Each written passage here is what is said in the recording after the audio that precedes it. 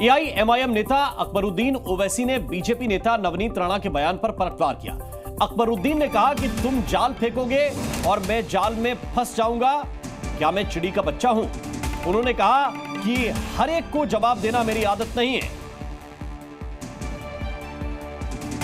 क्या कहा अकबरुद्दीन ओवैसी ने, आपको सुनाते हैं। मेरे बाप ने मुझे बताया, सही वक्त पे सही फैसले को ही सियासत कहते हैं, और जिनकी सियासी मौत हो चुकी है उन मुर्दों में अकबर ओवैसी अपने अल्फाज की जान नहीं डालना चाहता, नहीं डालूंगा। मैं कहता था ना, सालार भी कहते थे, मैं पहले भी कहता था, अरे चुड़ी का बच्चा नहीं हूं, समझे? तुम जाल फेंकेंगे मैं जाल में आ जाऊंगा, नहीं मैं जाल में आने वाला नहीं हूं। अरे बहुत भोंकने वाले भोंक रहे हैं, भोंकने दो, बोलने दो, हर एक का जवाब देना मेरी आदत नहीं है। अरे जब शेर और हाथी गुजरता है तो कुत्ते जरूर भौंकते हैं। और इससे पहले नवनीत राणा ने क्या कहा था, यह भी आपको सुनाते हैं। अगर इन लोगों ने सोच लिया वो छोटा बड़ा है ना, छोटा होता है कि पुलिस को 15 मिनट हटा दो, तो हम भी नहीं करते कि क्या कर सकते हैं। छोटे को मेरा कहना है, देखो 15 मिनट लगेंगे छोटे, और हमको सिर्फ 15 सेकंड लगेंगे।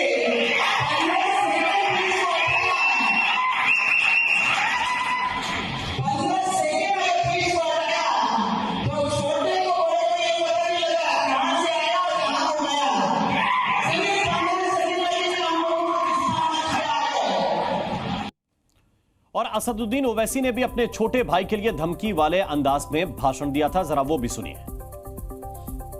वो एमपी साहिबा जो महाराष्ट्र से आके छोटे छोटे, अरे छोटे को रोक के रखा हूं, छोटे को बहुत रोक के रखा हूं। अगर जिस दिन मैं छोटे को बोला कि मियां मैं जरा आराम कर तो तुम संभाल लो, फिर तुम संभालो। छोटे छोटे, तुमको मालूम ही क्या है छोटा क्या है नहीं मालूम तुमको, तोप है वो, बोर बच्चा है, सालार का बेटा है। बहुत मुश्किल से समझा के बिठाना पड़ता उनको, बहुत मुश्किल से। और उनको समझाने वाले का नाम असदुद्दीन ओवैसी है, किसके बाप को नहीं सुनने वाला है छोटा।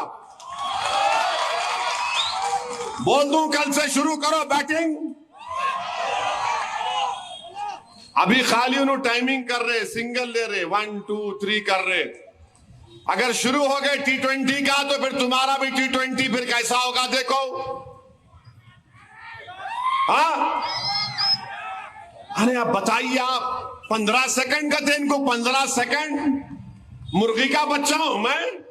हाँ, 15 सेकंड का थे। बोलो ना कहां पे आना आता हूं मैं। तुम्हारे पप्पा से पूछो, दिल्ली वाले पप्पा से पूछ के बताओ मेरे को। तुम्हारे घर पे आऊं, तुम्हारे ऑफिस पे आऊं, कहां पे आऊं बताओ। 15 सेकंड ये कर देंगे। अरे क्या मुल्क है ये, क्या है यहां पर? कोई कानून नहीं है भारत में? पुलिस क्या वो आईपीसी का नहीं है? कोई भी आ रहा बोल के जा रहा। और मेरे सहयोगी रवि त्रिपाठी इस वक्त हमारे साथ जुड़े हुए हैं। रवि, ये चुनाव माधवी लता वर्सेस असदुद्दीन ओवैसी है। पिछले दिनों से नवनीत राणा वर्सेस ओवैसी ब्रदर्स नजर आ रहा है। जरा बताइए, नवनीत राणा को भी सुर्खियां मिल रही हैं, ओवैसी ब्रदर्स को भी, क्या माधवी लता के लिए ये परिस्थितियां ठीक रहेंगी? देखिए, पोलराइजेशन करना चाहते हैं ओवैसी भी अपने पक्ष में। जिस तरह से बयान आपने ओवैसी का सुनाया और हमने सुना उनको, तो वो भी पोलराइज करना चाहते हैं अपने वोटर को, और ये भी अपने वोटर को पोलराइज करना चाहते हैं। हालांकि जो सीट का समीकरण है उसमें ओवैसी को फायदा हो जाता है अगर पोलराइजेशन होता है तो। दूसरी सीट पर भी पोलराइजेशन होता है सिकंदराबाद में। अगर पूरे तेलंगाना की बात करें तो पोलराइजेशन पता नहीं कितना होगा, लेकिन हैदराबाद में जो 2 सीटें हैं, एक पे बीजेपी को फायदा होता है, एक पे कांग्रेस असदुद्दीन ओवैसी को फायदा होता है। लेकिन सबसे शर्म करने वाली बात यह है और सबसे चिंता की बात यह है कि इस तरह के बयान खुलेआम दिए जा रहे हैं और इस पर कुछ कार्रवाई नहीं हो पा रही है। चुनाव आयोग बार बार कहता है कि जो नेता है उनको संभल के बयान देना चाहिए और खुलेआम ये बयान दिए जा रहे हैं। कोई चुनौती दे रहा है, कोई शेर कह रहा है, कोई 15 सेकंड का टाइम दे रहा है। तो आखिर मॉडल कोड ऑफ कंडक्ट कहाँ है? चुनाव आयोग कहाँ है? इनके खिलाफ कार्रवाई क्यों नहीं हो रही है? इनको बैन क्यों नहीं किया जा रहा 48 घंटे के लिए, 72 घंटे के लिए? कोई कार्रवाई तो हो। और अगर कार्रवाई नहीं होगी तो खाली एक नहीं, कई एक नेता है जो इस तरह के बयान देंगे और अपने बिल्कुल रवि, बहुत बहुत शुक्रिया, बहुत बहुत धन्यवाद आपका इस पूरी जानकारी के लिए, इस पूरे सियासी समीकरण को समझाने के लिए। जी न्यूज़।